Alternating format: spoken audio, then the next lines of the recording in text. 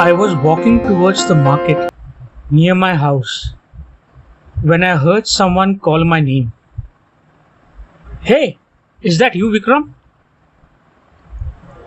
I turned around and saw Mr. Gupta standing outside his shop. I stopped to greet him. After exchanging a few words, he suddenly asked me, "How is your dad?" For a moment, I didn't know how to respond. "Dad passed away a few years ago," I said. Mr. Gupta's face changed immediately. "Oh, I'm so sorry. I didn't know." He stood there quietly for a moment. "I remember your dad very fondly," he said.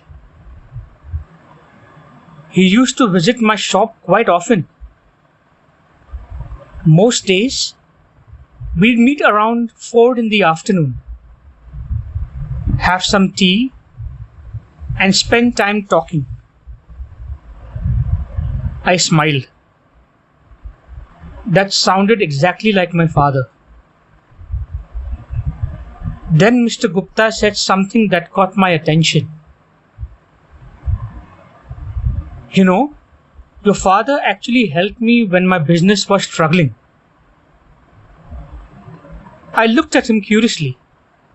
"How?" Mr. Gupta smiled. "That is a story you should know." Mr. Gupta began telling me what had happened. A few years earlier, his business wasn't doing well. Sales were poor, despite the fact that he understood his business and had good business knowledge. One afternoon, while having tea with my dad, he opened up about his problems. "I know my business," Mr. Gupta told him. "I know my products. But somehow, customers aren't buying." My dad listened patiently. He didn't immediately give him advice. Instead, he simply said, "Oh, don't you worry. Give me some time." My dad wasn't particularly tech savvy. He didn't have access to sophisticated business tools or analytics. But he had something else. He understood people. A few days passed. Mr. Gupta didn't see my dad. Then, one Saturday evening, my dad walked into his shop carrying a few newspaper cuttings and a small diary. Mr. Gupta was surprised. "What have you been doing?" My dad smiled. "I've been thinking about your business." He opened the diary. Inside were several handwritten notes.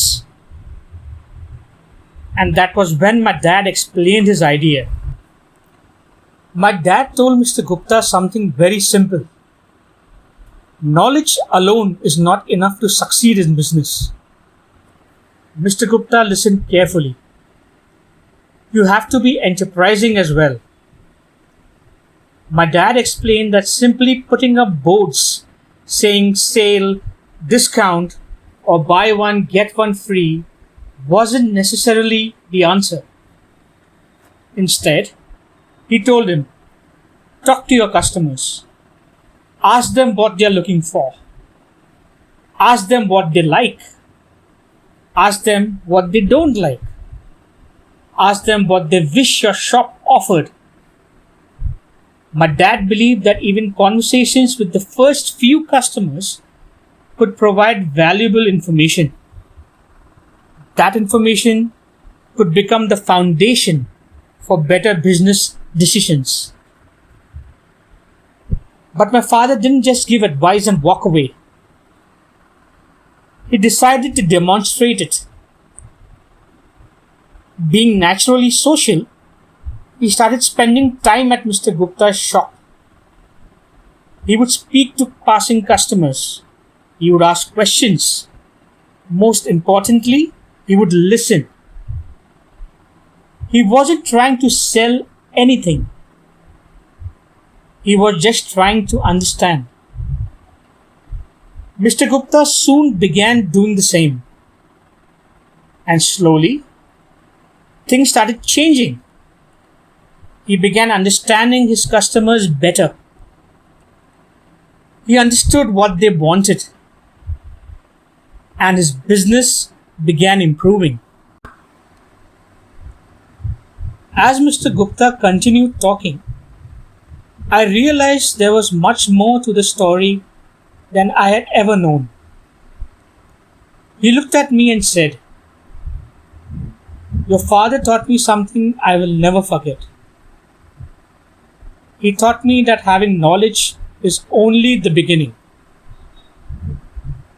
He showed me that knowledge becomes valuable when you know how to put it into action." I stood there silently. My father had never been someone who boasted about what he knew. He was simply curious. He loved learning.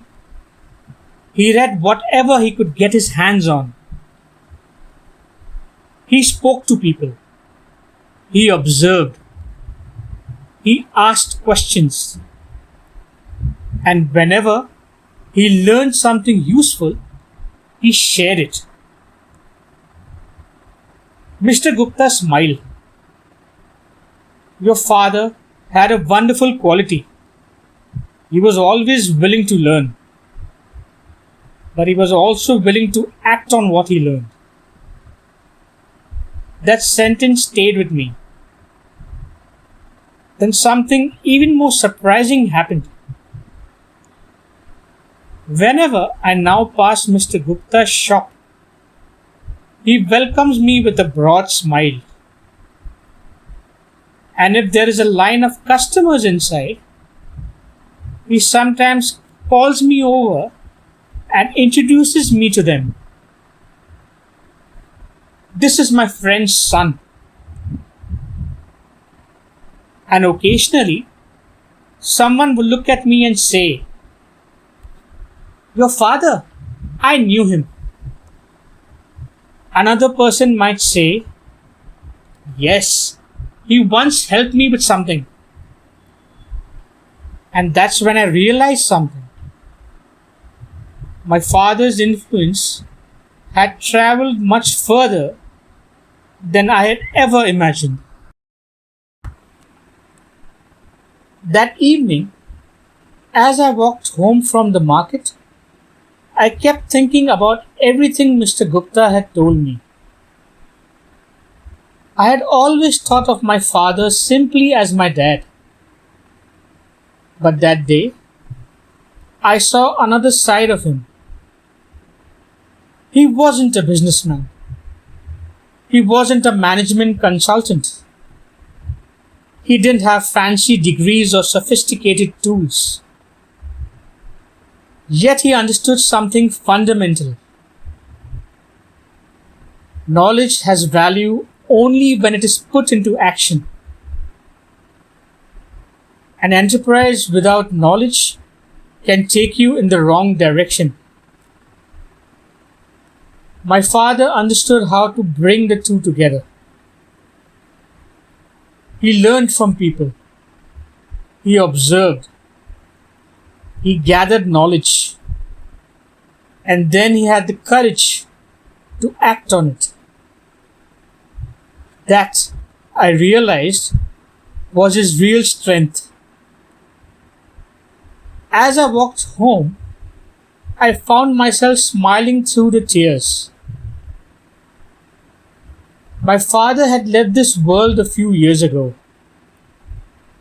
but his lessons were still alive in Mr. Gupta's business, in the people he had helped, and in the people who still remembered him.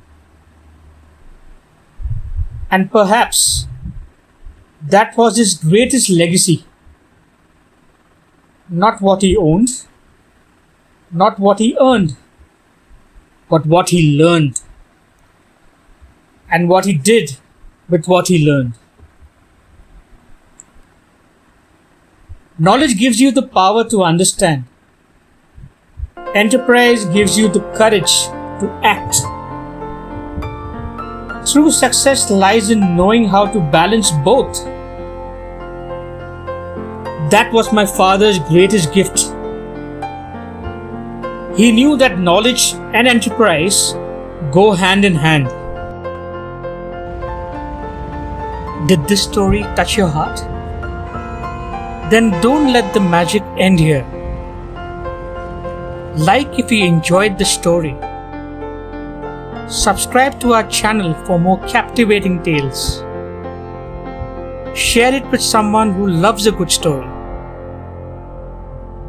Every story leaves a mark, and the next one might just leave yours. SheilArno Fusion Works, where every story leaves a mark.